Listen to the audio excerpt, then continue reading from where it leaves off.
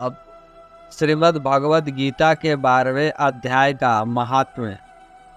श्री महादेव जी कहते हैं, पार्वती, दक्षिण दिशा में कोल्हापुर नामक एक नगर है, जो सब प्रकार के सुखों का आधार, सिद्ध महात्माओं का निवास स्थान तथा सिद्ध प्राप्ति का क्षेत्र है। वह पराशक्ति भगवती लक्ष्मी का प्रधान पीठ है। संपूर्ण देवता उसका सेवन करते हैं। वह पुराण प्राप्त तीर्थ भोग एवं मोक्ष प्रदान करने वाला है। वहाँ करोड़ों तीर्थ और शिवलिंग है। रुद्र गया भी वहीं है। वह विशाल नगर लोगों में बहुत विख्यात है। एक दिन कोई युवक पुरुष उस नगर में आया। वह कहीं का राजकुमार था। उसके शरीर का रंग गोरा, नेत्र सुंदर, गिरवा शंख के समान, कंधे मोटे, छाती चौड़ी तथा भुजाएं बड़ी बड़ी थी। नगर में प्रवेश करके सब और महलों की शोभा निहारता हुआ वह देवेश्वरी महालक्ष्मी के दर्शनार्थ उत्कंठित हो मणिकंठक तीर्थ में गया और वहां स्नान करके उसने पितरों का तर्पण किया। फिर महामाया महालक्ष्मी जी को प्रणाम करके भक्ति पूर्वक स्तवन करना आरंभ किया। राजकुमार बोला, जिसके हृदय में असीम दया भरी हुई है, जो समस्त कामनाओं को देती तथा अपने कटाक्ष मात्र से सारे जगत की सृष्टि पालन और संहार करती है, उस जगत माता महालक्ष्मी की जय हो। जिस शक्ति के सहारे उसी के आदेश के अनुसार परम श्रेष्ठ ब्रह्मा सृष्टि करते हैं, भगवान अच्युत जगत का पालन करते हैं तथा भगवान रुद्र अखिल विश्व का संहार करते हैं, उस सृष्टि पालन और संहार की शक्ति से संपन्न भगवती पराशक्ति का मैं भजन करता। कमले, योगी जन तुम्हारे चरण कमलों का चिंतन करते हैं। कमलालय, तुम अपनी स्वाभाविक सत्ता से ही हमारे समस्त इंद्रिया गोचर विषयों को जानती हो। तुम्हारी कल्पनाओं के समूह को तथा उसका संकल्प करने वाली मन को उत्पन्न करती है। इच्छा शक्ति, ज्ञान शक्ति और क्रिया शक्ति, ये सब तुम्हारे ही रूप है।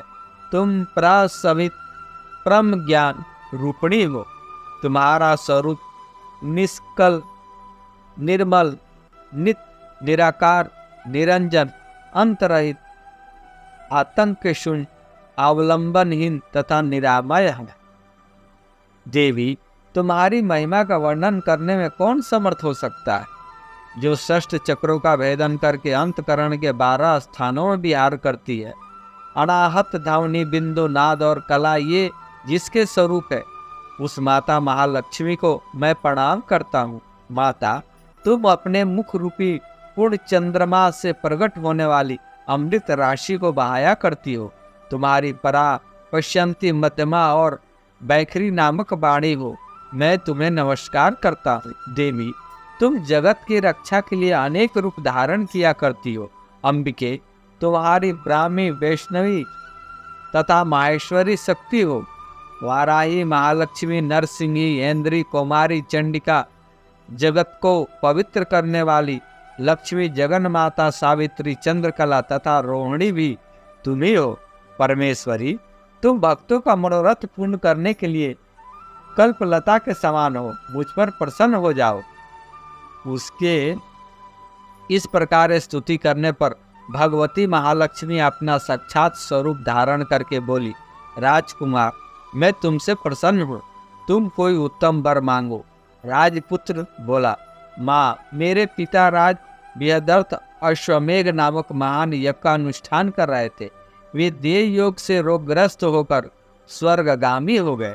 इसी बीच युद्ध में बंधे हुए मेरे यज्ञ संबंधी घोड़े का, जो समूची पृथ्वी का परिक्रमा करके लौटा था, किसी ने रात्रि में बंधन काटकर कहीं अन्यत्र पहुंचा दिया।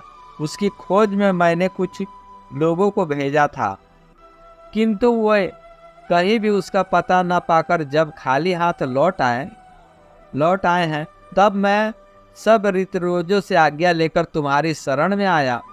देवी, यदि तुम मुझ पर प्रसन्न हो तो मेरे यज्ञ का घोड़ा मुझे मिल जाए, जिससे यज्ञ पूर्ण हो सके, तभी मैं अपने पिता महाराज का ऋण उतार सकूंगा। शरणागतों पर दया करने वाली जगत जननी लक्ष्मी, जिससे मेरा यज्ञ पूर्ण हो वह उपाय करो। भगवती लक्ष्मी ने कहा, राजकुमार, मेरे मंदिर के दरबार एक ब्राह्मण रहते हैं जो लोगों में सिद्ध समाधि के नाम से विख्यात है। वे मेरी आज्ञा से तुम्हारा सब काम पूरा कर देंगे।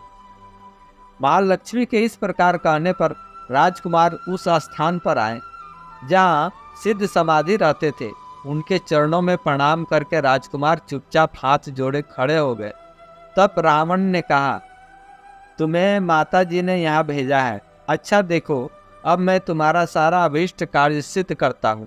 यो कहकर मंत्रवेत्ता ब्राह्मण ने सब देवताओं को नीचे खींचा। राजकुमार ने देखा उस समय सब देवता हाथ जोड़े थर थर कांपते हुए वहाँ उपस्थित हो गए। तब उन श्रेष्ठ ब्राह्मण ने समस्त देवताओं से कहा, देवगण, इस राजकुमार का अश्व जो यज्ञ के लिए निश्चित हो चुका था, रात में देवराज इंद्र ने चुराकर अन्यत्र पहुंचा दिया है। उसे शीघ्र ही ले आओ। तब देवताओं ने मुनि के कहने से यज्ञ का घोड़ा लाकर दे दिया। इसके बाद उन्हें जाने की आज्ञा दी। देवताओं का आकर्षण देकर तथा खोए हुए अश्व को पाकर राजकुमार ने मुनि के चरणों में प्रणाम करके कहा, महर्षि, आपका यह सामर्थ्य आश्चर्यजनक है।